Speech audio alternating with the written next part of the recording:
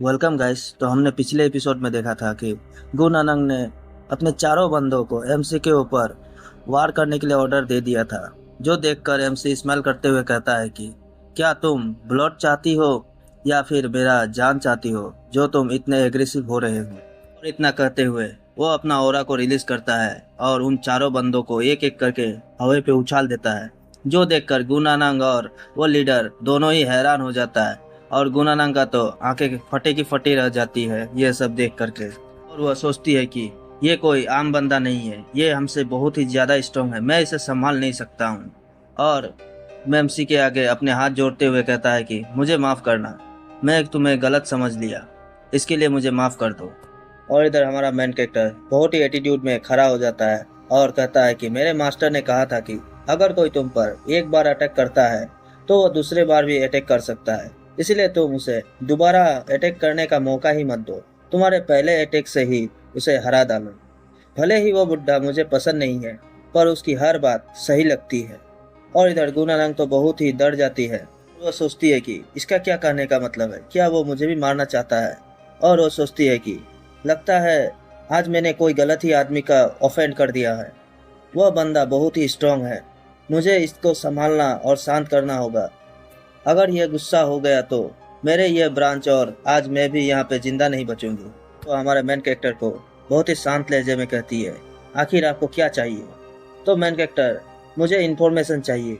तो वह पूछती है कि कैसी इन्फॉर्मेशन आपको चाहिए। तो बेगर सेक्ट का लीडर उसे वही लिस्ट लाकर दिखाती है जिसमें एमसी ने सारी जगहों का नाम लिखा हुआ था।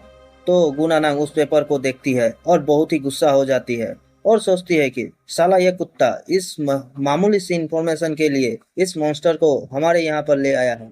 लेकिन वो बड़े ही प्यारी मुंह बनाते हुए कहती है कि यह हमारे लिए कोई बड़ी बात नहीं है, मुझे कुछ समय दीजिए, मैं अभी इस सारी इंफॉर्मेशन को लेकर आती हूँ।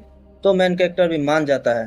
तभी गुनानंग बड़ी ही डरावनी नजरों से उस बेगर सेक्ट के लीडर को देखती है, जो देख करके बेगर सेक्ट का लीडर भी डर जाता है। और गुनानंग उससे कहती है कि क्या तुम मेरे साथ थोड़ा अंदर आ सकते हो। जैसे ही वो दोनों कमरे के अंदर जाते हैं तभी लीडर की बड़ी ही चिल्लाने की और रोने की आवाज आने लगती है। और थोड़ी देर बाद हमें दिखाया जाता है कि लीडर का हालत बहुत ही खराब होता है, उसके गाल टमाटर जैसे लाल होकर के फूल गया होता है, क्योंकि गुनानंग ने उसका जमकर पिटाई की होती है। जो देख करके मेन कैरेक्टर तो उसे चिढ़ाते हुए बड़े ही जोर जोर से हंसने लगता है और कहता है, तुम साला कमीना, एक मर्द होकर के एक औरत से मार खा करके आ गए हो, तुम्हें शर्म आनी चाहिए। तो देख करके बेगर सेक्ट का लीडर कहता है कि तुम्हें क्या लगता है वो लड़की कौन है? वो कोई सब्जी बेचने वाली सड़क की लड़की है जिस पर तुम कुछ भी कर सकते हो? असल में वो हाउस एक्ट का लीडर की सबसे बड़ी बेटी है। अगर मैं उसके खिलाफ कुछ भी करता हूँ तो वो मेरा बैंड बजा कर रख देगा। इतने में गुनानंग इंफॉर्मेशन लेकर के लीडर के पीछे आ जाती है। जो देख करके बेकर सेक्ट का लीडर तो डर जाता है और वो कहता है, नहीं नहीं नहीं, मैंने तो कुछ भी नहीं कहा। लेकिन गुनानंग उसकी बातों पर ध्यान नहीं देती है और एमसी से कहती है कि मैंने इन्फॉर्मेशन ले आया, तो आपको पता ही होगा कि हमारे सेक्ट का रूल क्या है। लेकिन मेन कैरेक्टर को तो कुछ समझ भी नहीं आता है। वो सोचता है कि रूल, कैसा रूल, मुझे तो कुछ पता नहीं है। तो बेगर सेक्ट का लीडर कहता है कि असल में वो इन्फॉर्मेशन के बदले पैसे मांग रही है। तो मेन कैरेक्टर कहता है, अच्छा पैसे मांग रही है, तो बताओ कितना पैसे चाहिए। तो पूनम कहती है कि मुझे 5 नियांग चाहिए। तो हमारा मेन कैरेक्टर कुछ कॉपर का सिक्के निकाल कर उसे दे देती है। तो लीडर कहता है कि अरे तुम क्या पागल हो गए हो, उसे सिल्वर के 5 नियांग चाहिए, ना कि ये कॉपर के कुछ चिल्लर। जो सुनकर मेन कैरेक्टर कहता है कि क्या इतना महंगा है ये इन्फॉर्मेशन। तो गुनानंग कहती है कि हाँ, असल में ये इन्फॉर्मेशन कलेक्ट करने में हमें बहुत ही खर्च करना पड़ा है, जिसके कारण इसका महंगा होना तो लाजमी है। तो मेन कैरेक्टर कहता है ठीक है, और वो वहां से खड़े होकर के जाने लगता है। जो देख करके लीडर कहता है, अब तुम कहाँ चल दिए। तो मेन कैरेक्टर कहता है कि मैं अभी 5 नियांग कमाने के लिए जा रहा हूँ। जो देख करके लीडर उसका घबरा जाता है और उसका पैर पकड़ लेता है और सोचता है कि अगर ये फिर से बेगर सेक्ट में गया तो वो फिर से भीख मांगेगा और हमारा बिजनेस का धजिया उड़ा देगा। और भला इसी में है कि मैं इसे जाने से रोकूं। और न चाहते हुए भी वो अपना जेब से कमाए की पैसे निकाल कर गुनानंग को दे देती है और गुनानंग उसे उसकी सारी इन्फॉर्मेशन दे देती है। जो देख करके मेमसी खुश हो जाता है और वो कहता है कि अरे ये तुम्हारा इन्फॉर्मेशन तो बहुत ही लाजवाब है, यह तो बेगर सेक्ट से बहुत ही अलग है।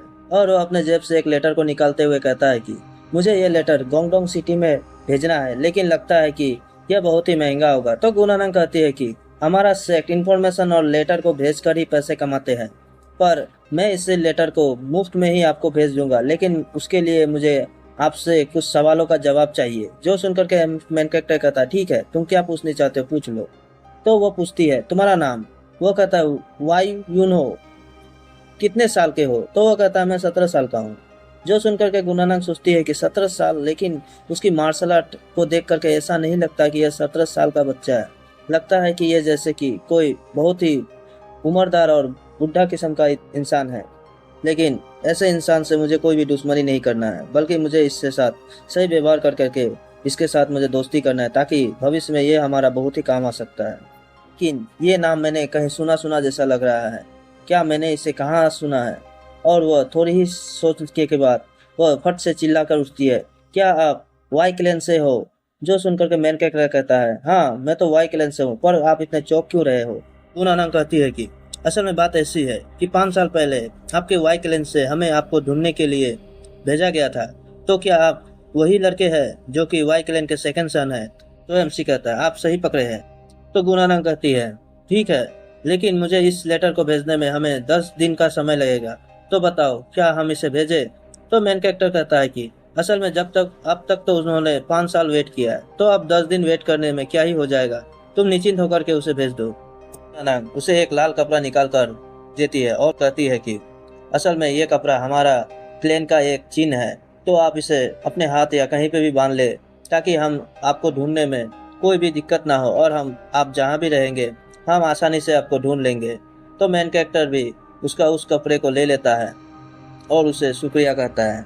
तो गुनानंग कहती है कि ये ऐसा कोई बात नहीं, ये तो आपका काइंडनेस है, लेकिन आप इस अगले बार जब भी यहाँ पे आएंगे तो हम आपको एक इन्फॉर्मेशन फ्री में देंगे। ये मेरे पिछले किए हुए गलत फहमी के कारण है। तो मेन कैरेक्टर कहता है कि ऐसी कोई बात नहीं है, ये सब तो छोटी मोटी बातें होती ही रहती है। और वो वहाँ से उसको लेकर लीडर को लेकर के वहाँ से निकल जाता है, और हमें लीडर को दिखाया जाता है जो कि मुंह लटका के उसके पीछे चल रहा होता है। जो देख करके मैन कैरेक्टर कहता है अब तुम्हें क्या हो गया है। तो वह कहता है कि साले तुम्हें पता नहीं कि मेरे जीवन भर का आधी से ज़्यादा कमाई तुमने यहाँ पे इन्फॉर्मेशन के चक्कर में उड़ा दिया है। तो अब चलो, अब तुम्हें इन्फॉर्मेशन मिल गया है तो तुम अपने रास्ते और मैं अपने रास्ते। तभी मैन कैरेक्टर उसे रोकते हुए कहता है कि असल में अभी भी एक प्रॉब्लम है। जो सुनकर के वह कहता है अभी क्या प्रॉब्लम है तुम्हारा इन्फॉर्मेशन मिल तो गया है। तो वह कहता है कि असल में मेरे पास कोई पैसा नहीं है, तो मैं बाहर कैसे जाऊँ, कैसे कहाँ घूमूँ, रहने के भी खाने के भी पैसे नहीं है। जो सुनकर के उसे तो बहुत ही गुस्सा आता है और उसका मुंह एरे टेढ़े हो जाता है। और इसी के साथ सीन शिफ्ट होता है, हमें गुनानंग को दिखाया जाता है जो कि किसी बंदे से कहता है कि टीचर के पास एक पत्र भेजो जिसमें यह लिखा होना चाहिए कि हमें जिस बंदे की जरूरत थी उस बंदे को मिल गया है। वो कोई और नहीं बल्कि वाई क्लैन का एक सेकंड सन है। जो सुनकर के वो बंदा भी ठीक है कहकर वहां से चला जाता है। इसी के साथ आज का एपिसोड को एंड करते हैं। तो मिलते हैं नेक्स्ट वीडियो में। Good bye.